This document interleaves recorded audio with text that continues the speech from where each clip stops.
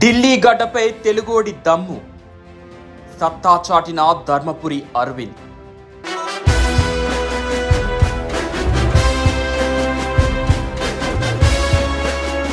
ఫలించిన వ్యూహం ధర్మపురి అరవింద్.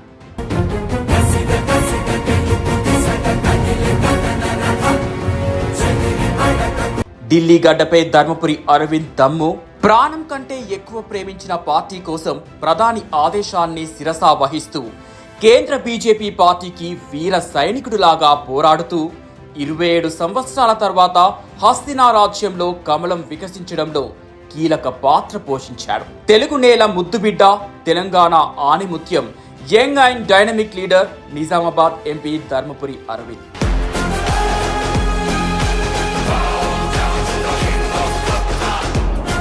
దాదాపుగా దశాబ్దం నుండి సామాన్యుడిని అంటూ చెప్పుకుంటున్న అరవింద్ కేజ్రీవాల్ లిక్కర్ మరకలను, అవినీతి పరుల్ని చీపురుతో ఊడ్చివేయడంలో కీలక పాత్ర పోషించాడు ధర్మపురి అరవింద్.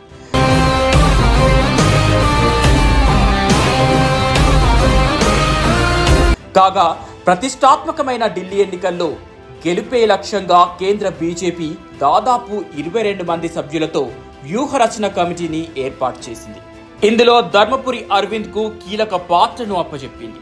అది కూడా ఆప్ లో కీలక నేత అయిన డిప్యూటీ సీఎం మనీష్ సిసోడియా సొంత నియోజకవర్గం జంగ్పూరా మరియు 10 ఏళ్లుగా ఆప్ గెలుస్తున్న ఆర్కేపురం, ఈ 2 స్థానాల్లో తనకి కేటాయించిన ఎన్నికల ప్రచార పర్వాన్ని వ్యూహ రచనతో సమర్థవంతంగా అమలు పరుస్తూ ఢిల్లీలో నివసిస్తున్న తెలుగు ప్రజల్లో మార్పు తీసుకువస్తూ తెలుగు ఓటర్ల మనసు గెలుచుకున్నాడు.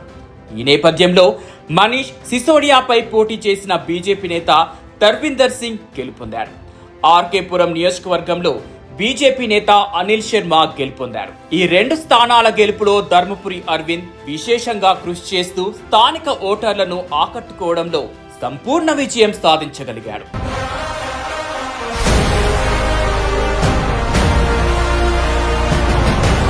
ప్రధాని మోడీ ఢిల్లీ రాష్ట్ర బీజేపీ ఇచ్చిన నాయకత్వానికి బలంగా పనిచేశారు.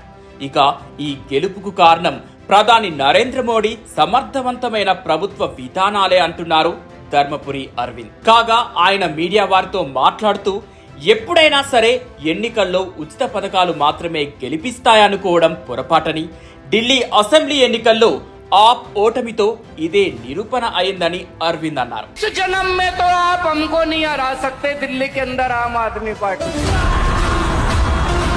ప్రజలకు కనీస మౌలిక వసతులు కల్పించిన తర్వాత ఉచితాలు ప్రయోజనకరమన్నారు. మౌలిక వసతులు లేనప్పుడు ఎన్ని ఉచితాలిచ్చినా ఆంధ్రప్రదేశ్, ఢిల్లీ మాదిరి ఫలితాలే వస్తాయన్నారు. ప్రధాని నరేంద్ర మోడీ పనితీరును చూసే ఢిల్లీ అసెంబ్లీ ఎన్నికల్లో ప్రజలు గెలిపించారని ధర్మపురి వ్యాఖ్యానించారు.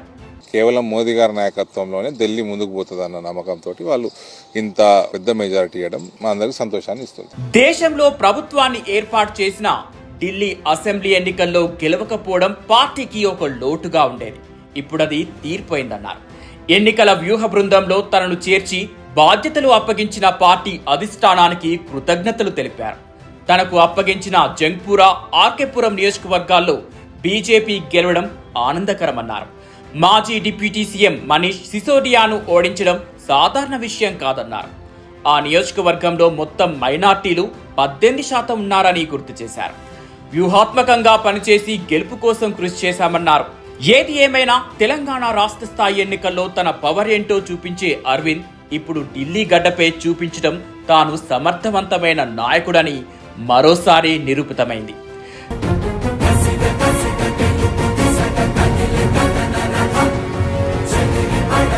రాబోయే రోజుల్లో కేంద్ర స్థాయిలో కీలక బాధ్యతలు అప్పచెప్పినా అన్నింటినీ సమర్థవంతంగా నెరవేర్చగలరని కేంద్ర బీజేపీకి నమ్మకాన్నిచ్చాడు ధర్మపురి అరవింద్.